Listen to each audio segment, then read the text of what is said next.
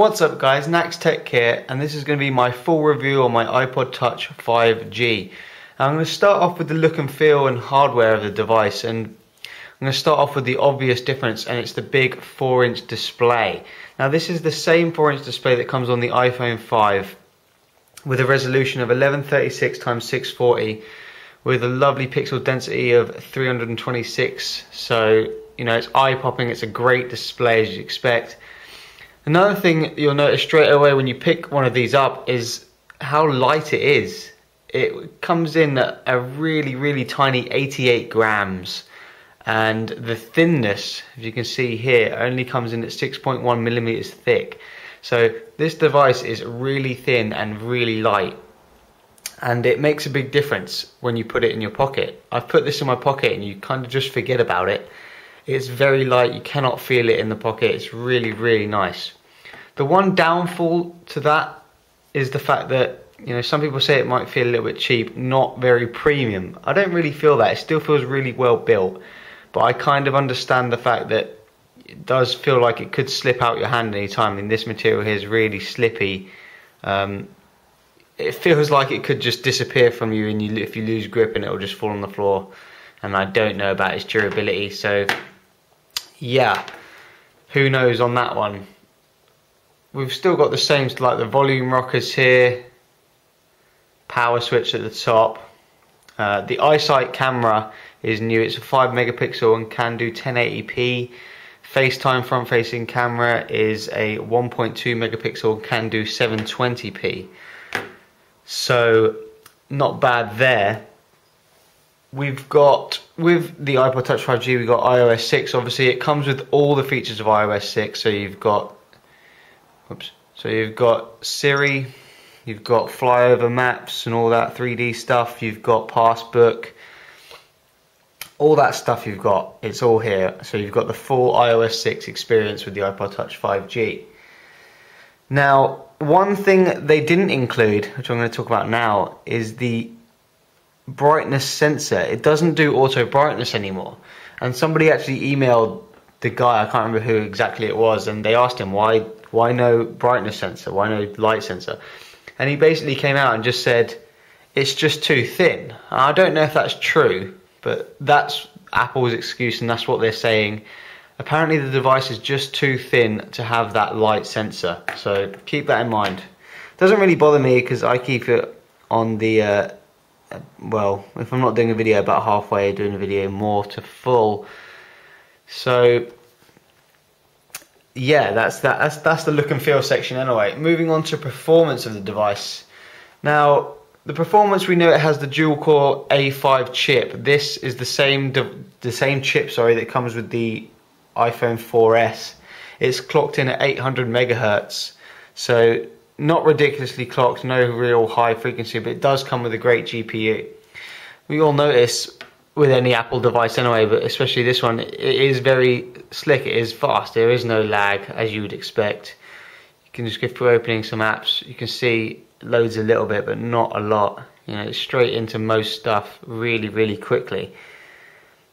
Maps takes a little bit longer, but once it starts working, it really works well. If you want to, I'm not going to do a benchmark, but I can tell you about the benchmarks, the geek benchmarks that everyone seems to love and do on this. For the iPod Touch 5G, it scores 625. Now in comparison, the iPod Touch 4G scores 370. So you can see it has had a nice improvement in terms of the processor and the specs. Now if you're looking at this and you've got the iPhone 5, kind of don't look at it in terms of performance in comparison, because the iPhone 5 comes with the A6 chip and we know it's so much more powerful. I mean, the geek benchmark scores hit 1600, so it's nowhere near the power of the iPhone 5, but you don't need it really. I mean, most people use this for gaming and stuff, and I'm just going to show you a game here that I missed in my gaming review, which I have done, so if you want to check it out. Somebody told me that I needed to check out Galaxy on Fire 2 HD because I didn't check out the HD version. So I'm going to show you that now to see its gaming performance review. And this is a game that is optimized for the 4-inch screen. So that's nice. I'm just going to zoom in for you here.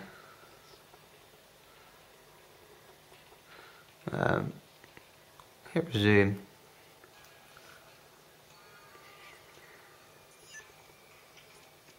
Just going to fly around for a bit and show you the performance. We'll skip all this.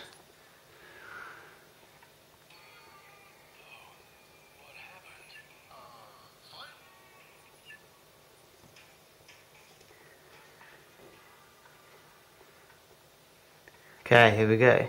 Low battery. Great time to get a low battery, right? Here we go though. I'm just going to show you the options to show you that we are running on the highest settings. So if you look at the performance here, you can see as I fly through the dust particles, there is no lag when I hit the lens flare. No problems whatsoever with the device. It can handle pretty much. I've thrown a lot of games on it. If you want to go check them out, check out my gaming review. It rarely slows down. It's just a really good device if you want gaming. Like I said, it's the same performance as the iPhone 4S, which was really good performance. So there's no problems with it. It is a dual core chip. So yeah, you know, it performs really well. No problems. Zoom back out a little bit for you. Alright, now what I use this for is mainly for music and videos and a bit of gaming, but not much. I'm just going to show you my music player. The loudspeaker on this I'm really impressed with. I think it's really good. So, you know, I'm just going to play a song quickly here. Turn it up and see what you can hear.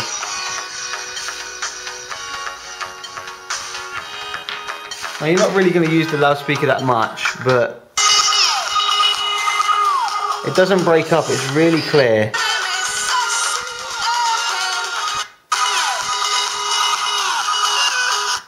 It's really good, the loudspeaker is really good, but obviously you're going to mostly use this with the new Apple earpods, these bad boys. Right, I used these yesterday because I needed to use them to use on my review. And what I can tell you is they do fit better. They do fit in your ears nicely. They are so much so that sometimes you feel like they're not in properly, but then the sound comes out and you realise that they are, because it does fit properly. It is more comfortable. In terms of sound quality, you know, if you've gone ahead and bought like £100 headphones before, they're not going to beat them. They're better than their old ones, but they're not the best you'll ever have, if you know what I'm saying. So they don't come with the remote when you get the iPod, which I think is a bit strange. So you have to go and buy them if you want the remote stuff. But they're not bad, but they're not a reason to go out and buy an iPod. So yeah.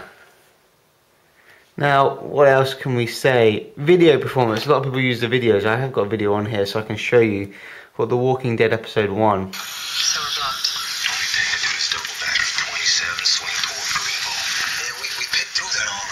Because of the aspect ratio, you don't get any black bars that you used to get, and it's really, really nice. Really clear as you expect on the screen. The 4-inch display really makes it a useful media playing device. You can actually use this. I used to always think that it was way too small before, but there you go.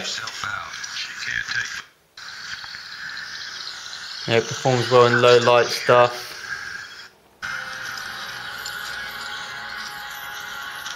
No problems with performance. This is a HD clip.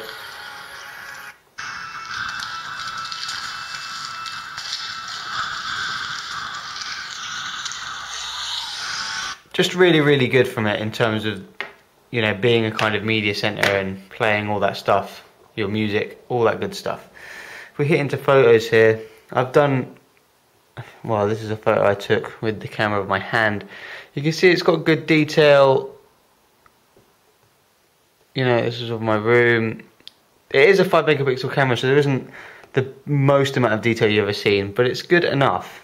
And I've done a video here that I used in my review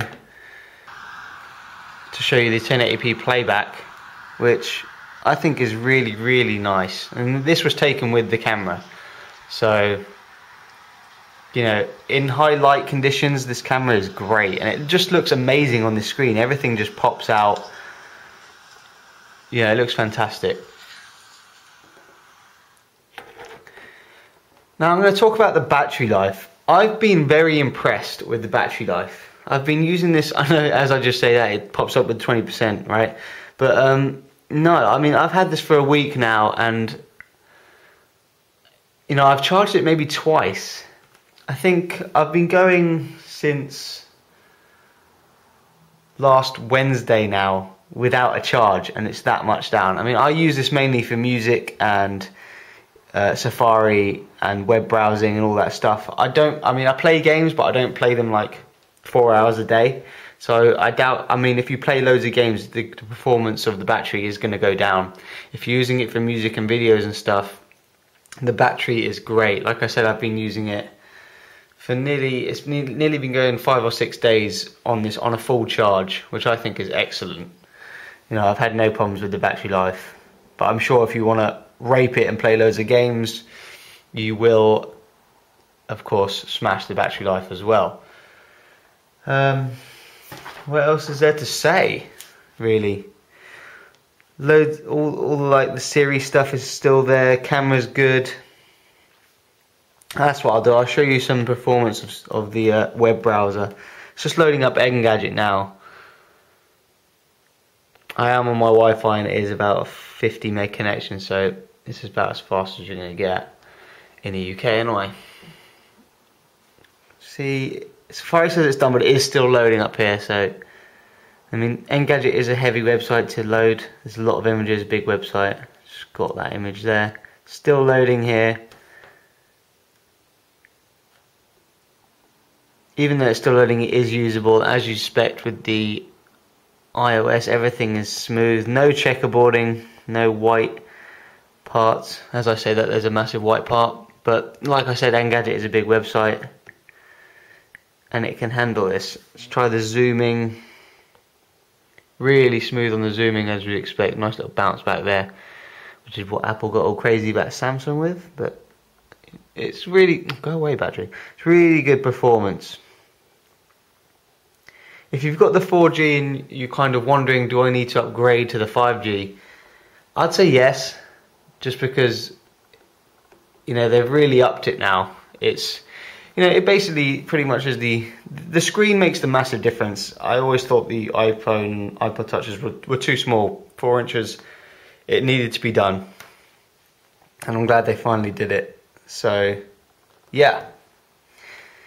I'm pretty sure I've missed some stuff here. I mean, there's loads of little things with iOS, but I have done a iOS review, so if you want to check that out, check it out.